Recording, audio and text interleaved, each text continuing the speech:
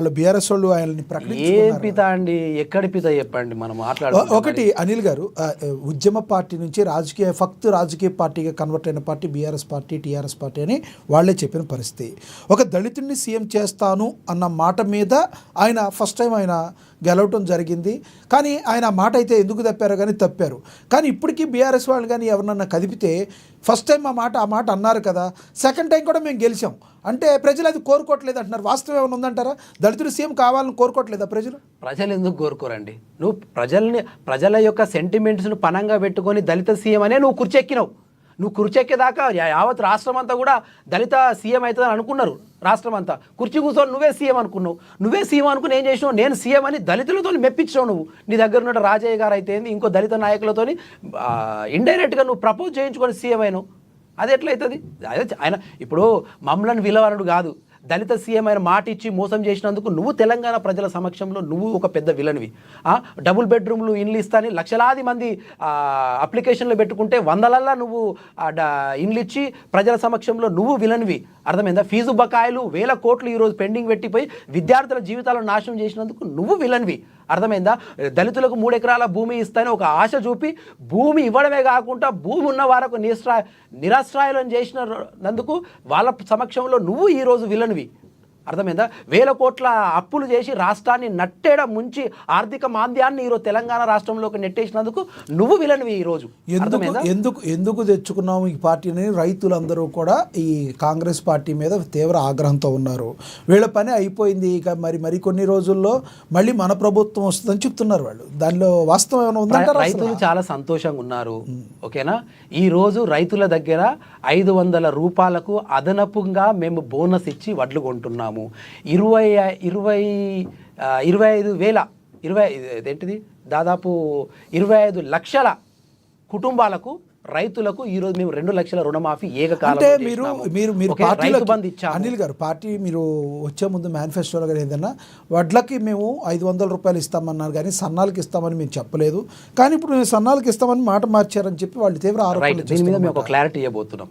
మేము ఆ రోజు వడ్లకు 500 బోనస్ ఇస్తామని అన్నాం. ఈరోజు సన్నలకు మేము 500లకు బోనస్ ఇవ్వడానికి గల కారణం ఏంటంటే కాంగ్రెస్ పార్టీ మేము అవగతం అవుట్లో మేము వెనుకబడి ఉండొచ్చు కానీ మా విజన్లో ఎటువంటి కన్ఫ్యూజన్ లేదు మాకు ఎప్పుడైనా. 500 రూపాయలు బోనస్ ఎందుకు ఇస్తున్నాం అంటే రైతులను ఈరోజు ప్రతి ఒక్కరిని కూడా సన్న వడ్లు పండే విధంగా మేము ప్రోత్సహిస్తున్నాము. రేపటి రోజున యావత్ రాష్ట్రం తెలంగాణ రాష్ట్రంలో ప్రతి రైతు కూడా సన్నబడ్లే బండి ఇవ్వాల్సిన అవసరం ఉంటుంది. దానివల్ల ఏం చేస్తుంది? ప్రతి ఒక్కరికి మేము సన్నబడ్లు ఇచ్చే అవకాశం ఉంటుంది. రేపు ఈరోజు గురుకులాలకు సన్నబడ్లు ఉన్నాయి, అంగన్వాడీలకు సన్నబడ్లు ఉన్నాయి, ఇళ్లల్లో కూడా సన్నవడ్లు ఉన్నాయి, సన్నవడ్లు పోతున్నాయి. ఎట్లా ఇస్తున్నాం? 500 అదనంగా ఎదురు పెట్టి కొని రైతుల దగ్గరనే 500 రూపాయలు ఎదురు పెట్టి కొని మళ్ళీ రైతులకే మేము రేషన్ బియ్యం రూపంలో వాళ్ళకి ఇస్తున్నాం. రేపటి రోజు ఈరోజు దాదాపుగా 25 కిలోల బస్తా మనం కూడా ఇళ్లలో కొనుక్కుంటున్నాం. దాదాపు 2500 నుంచి 3000 రూపాయలు ఉన్నది బయట. ఒక సామాన్య మానవుడు ఒక 10,000 రూపాయలు ఉద్యోగం చేసి ఒక సామాన్య మానవుడికి రేషన్ కార్డు లేకపోవడం వల్ల వాళ్ళు కొనుక్కోవాలంటే కూడా చాలా ఇబ్బందికరంగా ఉన్నది. అటువంటి వాళ్ళకి ఏమైతే ఈరోజు ఆ బియ్యం ధర కూడా తక్కువ అవుతుంది. మేము రేట్లను కంట్రోల్ మార్కెట్లో ఉన్నటువంటి నిత్యావసర వస్తువుల యొక్క రేట్లను కంట్రోల్ చేయవలసిన బాధ్యత కూడా ప్రభుత్వాలకు ఉంటుంది. ఒక లాంగ్ విజన్. ఈరోజు ఒకప్పుడు ఇప్పటికి కూడా నాకు గుర్తున్నది, మేము మా అమ్మమ్మ వాళ్ళ ఇంటికి వెళ్ళినప్పుడు మా కోసం సపరేట్గా మేము వచ్చినామని సపరేట్గా మా కోసం సన్న బియ్యం ఉండేది మా అమ్మమ్మ, మా నానమ్మ, మా తాత అయినా మేము ఇళ్ళకి పోయినప్పుడు. కానీ ఈరోజు ఏం చేస్తుంది? ప్రతి ఒక్కరికి సన్న బియ్యం. ముఖ్యమంత్రి గారు ఏ సన్న బియ్యం అయితే ఇంట్లో తింటాడో సేమ్ అదే ఆ క్వాలిటీ అంతే ఉన్నటువంటి సన్న బియ్యం ఈరోజు ఒక సామాన్య మానవుడు తినేదంటే ఇది ఒక గొప్ప పథకం ఉత్తమ్ కుమార్ రెడ్డి గారు ముఖ్యమంత్రి గారు ఆలోచనలు చేసిన. కాబట్టి రైతులు ఎవ్వరూ నారాజుగా లేదు. నారాజుగా ఉన్నది వీళ్ళు.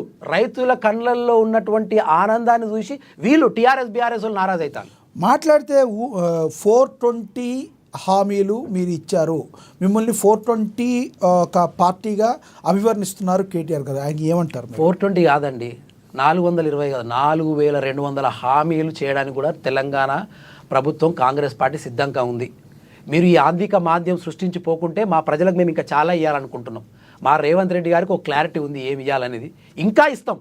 మా వల్ల ఏదైతుందో మా కష్ట నష్టాలకు ఓర్చుకొనైనా సరే రూపాయి తెలంగాణ బడ్జెట్ను కూడబెట్టి మేనిఫెస్టోలో లేని కూడా చేస్తాం, మేనిఫెస్టోలో ఉన్నాయి కూడా చేస్తాం. దాంట్లో మీరు ఎటువంటి సందేహపడాల్సిన అవసరం లేదు. తెలంగాణ ప్రజలకు చేయాలనేది సోనియా గాంధీ గారి ఒక స్వప్నం. తెలంగాణ ఇచ్చిన సోనియా గాంధీ గారికి ఈ తెలంగాణలో అన్ని వర్గాలకు కాంగ్రెస్ ప్రభుత్వం ద్వారానే సామాజిక న్యాయం జరుగుతుందని చేసిన వాళ్ళం మేము. అర్థమైందా? సంవత్సరాల తరబడిగా ఉన్నటువంటి కులగణన ఈరోజు చేసినాం మేము. మేనిఫెస్టోలో చెప్పినాం కులగణన చేస్తాను, మా నాయకుడు చెప్పిండు చేయాలని. ఎస్, ఇది ప్రజాస్వామ్యంలో అవసరం. ఎవరు ఎంత జనాభా ఉంటుందో వాళ్ళకంత హక్కు వర్తించాలా. మీరు అంటున్నారు అనిల్ గారు, మీరు అంటున్నారు తెలంగాణ మేము